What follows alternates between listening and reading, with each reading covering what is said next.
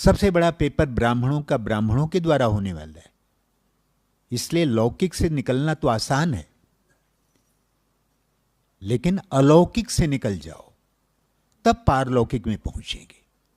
दीदी में मोह होना, दीदी को बहुत अच्छा मानते हैं, दीदी तो हमारी दुनिया में है, और अगर दीदी ने कुछ कह दिया तो कहां जाएंगे आप? होगा ना हालत, है ना? भाई दीदियों, मैं आपके लिए नहीं कह रहा हूं, वो जानबूझ के नहीं कहेंगे, वो कुछ ऐसे कह दिया, लेकिन अगर आपका कोमल मन है तो लग जाएगा तो बड़ा मुश्किल हो जाएगा। इसलिए फीलिंग प्रूफ बनना, नाजुकपन मिटाओ, कमजोरी मिटाओ, कमजोरी पर काली बन जाओ, कोमल नहीं काली बनो, कोमल नहीं, टच मी नॉट, छुई मुई मत बने, शर्मबूटी न बने, लाजवंती, वो छू लो थोड़ा तो कुमला जाती बूटी। ऐसे ही अपनी अवस्था को मजबूत बनाओ। सर्दी गर्मी, भूख प्यास, हर्ष शोक, मिलन वियोग, दोस्त दुश्मन, लाभ हानि, जय पराजय, निंदा स्तुति, सब में समान अवस्था रहे। आज आशा दीदी नीचे शांति वन में मुरली सुना रही थी, तो बोला हमको 4 दर्पण मिला है, 4 दर्पण। पहला दर्पण मिला है मुरली। इस मुरली को पढ़ करके हमें अपनी कमजोरी का और अपनी कमियों का, अपनी अच्छाइयों का पता लग जाता है। मुरली हमारे लिए दर्पण है। दूसरा दर्पण कहां है? कहां है? बाबा का कमरा। बाबा के सामने बैठो, सब पता लगता है, वहां पर बाबा के आगे पता लग जाता है। वहां तो मन में बोल भी देते हैं, बाबा ये मेरे अंदर कमी है, लिख भी देते हैं, लेकिन बोलने की हिम्मत नहीं होती। मेरी कमी और मेरी कमजोरी कोई जान ले तो मेरी कितनी बेइज्जती होगी, कितना खराब। मुख से बोल नहीं सकते, लेकिन कागज में लिख करके, कभी कोई तो डरते हैं तो कागज में भी नहीं लिखते हैं, कागज में भी ऐसे लिखेंगे कोड वर्ड में कि बाबा समझ जाए, कोई हाथ में पड़े तो कोई पढ़े नहीं, है ऐसा होता है ना, कोड वर्ड में लिख देंगे। फिर तीसरा है दर्पण, वो है लक्ष्मी नारायण। ये हमारे जो एम ऑब्जेक्ट है उसको सामने देखते हैं, तब हमको बड़ा क्लियर दर्पण मिलता है, तो हम उस दर्पण में देखें। चौथा भी दर्पण मिलता है। चौथा दर्पण कौन सा है? चौथा दर्पण संगठन। हम जिस संगठन में रहते हैं, दिन भर में हमको कितने भाई बहनें मिलते हैं? हजारों मिलते हैं, हजारों। और उनको देख करके जितने भाई बहनें मिलेंगे, अब हमको जितने मिलेंगे उतने भाई बहनें कहेंगे ओम शांति। तो मैं अगर 1000 लोगों से ओम शांति करूंगा तो मुंह बना करके तो नहीं करूंगा, मुस्कुरा के तो करना ही पड़ेगा, भले मजबूरी में भी करना पड़े। मुस्कुराते मुस्कुराते चाहे मुंह ही दर्द होने लगे, लेकिन मुस्कुराना तो पड़ेगा ना, कि नहीं? तो जब हम 1000 भाई बहनों से मिलें, ओम शांति करें, तो हमारी अवस्था कितनी अच्छी हो जाएगी। हो जाएगी ना? हो जाएगी। हाँ, तो ये जो बाबा सिविल लाई बनाने की, करने की कोशिश करते हैं, उसके लिए सबसे अच्छी बात यह है कि हम अपने फेस को जो बाबा सुनाते हैं उसके अनुकूल बनाएं। उस संगठन में बहुत अच्छा, संगठन से भाग करके कोई अलग से अवस्था बनाए, बन नहीं सकता है। इसमें एक भाई बहन, एक भाई एक बहन आपको ऐसा मिलेगा जो आप बिल्कुल जिसको पसंद नहीं आते, तो वो आपको टेढ़ी नज़र से ही देखेगा, कुछ ना कुछ बोल भी देगा। कभी कभी तो आपकी अवस्था को उतारने के लिए वो बैठा हुआ है, आप मौका मिले तो मैं आपकी खबर लूँ, है ना? और आपको क्या समझेगा उसकी दृष्टि में, वो बोलने लायक नहीं है। वो कहते हैं ना, घर का जोगी जोगना, आन गांव का सिद्ध।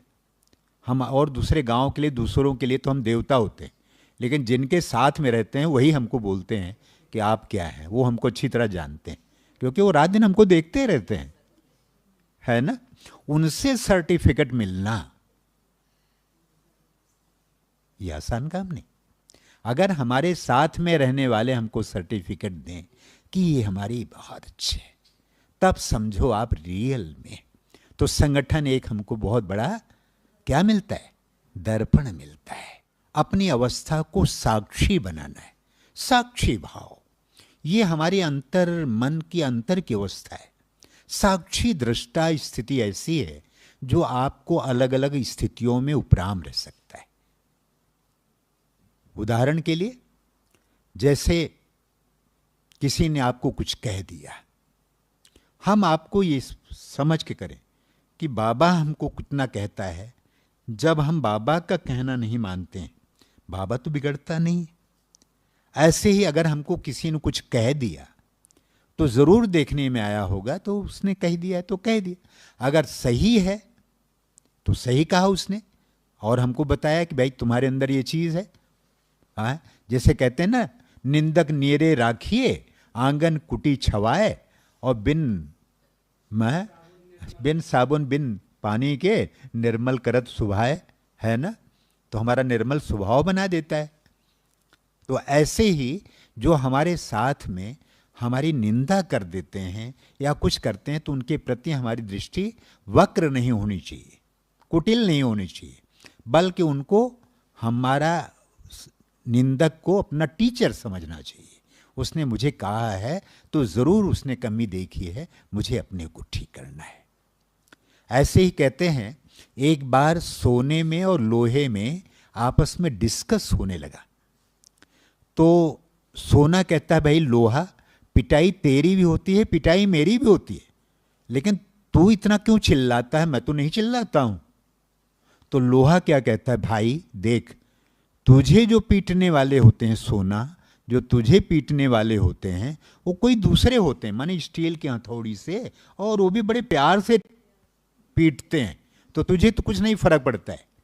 लेकिन मुझे, मेरी ही जाति बिरादरी के लोग, लोहा कहता है, मुझे मेरी ही जाति बिरादरी के लोग, और वो भी जोर जोर से पीटते हैं, तो मुझे रोना आ जाता है। तो जब बाहर का कोई कहेगा, ऐसे चलते हुए कह ले ब्रह्मा कुमारी बनते हैं, बड़े ऐसे हैं, तो आपको ज़्यादा नहीं लगेगा। लेकिन आपकी दीदी कह दे, जो एक आपकी प्यारी है सबसे, तब बड़ा चोट लगता है। वो दीदी ने क्यों कह दिया मुझे, लगता है ना। इसलिए कहते हैं, एक गीत, हमारी गीत है, खेल जमाने के यूं ही चलते रहेंगे, खेल जमाने के यूं ही चलते रहेंगे, कभी तू ख्याल न कर, और कहने वाले कुछ ना कुछ कहते रहेंगे, कभी परवाह न कर, कभी तू ख्याल न कर, कभी परवाह न कर।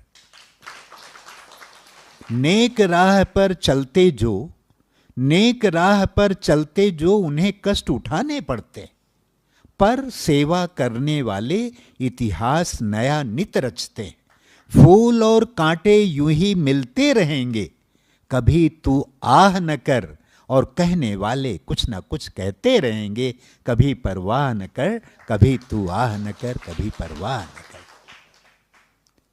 और सुखी जो रूखी सूखी खाते, सुखी जो रूखी सूखी खाते, और प्रभु गुण गाते हैं, चांद सितारे चाहने वाले धूल और मिट्टी लाते हैं। इतनी दूर जाते हैं चांद पे, और वहां गए तो लाए क्या, क्या लाए वहां से? मिट्टी लेकर आ गए। भाई इतनी दूर मिट्टी लेने के लिए गए थे, हैं? तो चांद तारे यूं चमकते ही रहेंगे।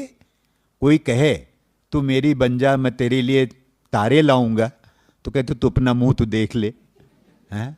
कहीं किसी के चक्कर में नहीं आना है। तो चांद तारे यूं चमकते ही रहेंगे, तो इनकी चाह न कर, और कहने वाले कुछ न कुछ कहते रहेंगे, कभी परवाह न कर, कभी तू चाह न कर, किसी की कहीं आह न कर। और अच्छी लाइन है, देख किसी के महल दुमहले, देख किसी के महल दुमहले, प्यारे दुखी नहीं होना, है ना। दूसरे के महल दुमहले देखते हैं तो थोड़ा दुख होता है, मेरे पास ये नहीं। और आज दुनिया में लोग अपने दुख में दुखी नहीं हैं, जितना पड़ोसी को सुखी देख के दुखी होते हैं। इसलिए देख किसी के महल दुमहले प्यारे, दुखी नहीं होना। जो भी चमकता है दुनिया में वो सब तो है नहीं सोना। All that glitters are not gold. जो चमकता है सब सोना नहीं होता है। तो देख किसी के महल दुमहले प्यारे, दुखी नहीं होना। जो भी चमकता है दुनिया में वो सब तो है नहीं सोना। बिन मांगे मोती तुझे मिलते रहेंगे, किसी से डाह न कर, किसी से ईर्ष्या न कर, किसी से डाह न कर। और कहने वाले कुछ ना कुछ कहते रहेंगे। कभी परवाह न कर, कभी तू वाह न कर, किसी की चाह न कर, कभी तू ख्याल न कर। खेल जमाने के यूं ही चलते रहेंगे। कभी तू वाह न कर, कभी परवाह न कर।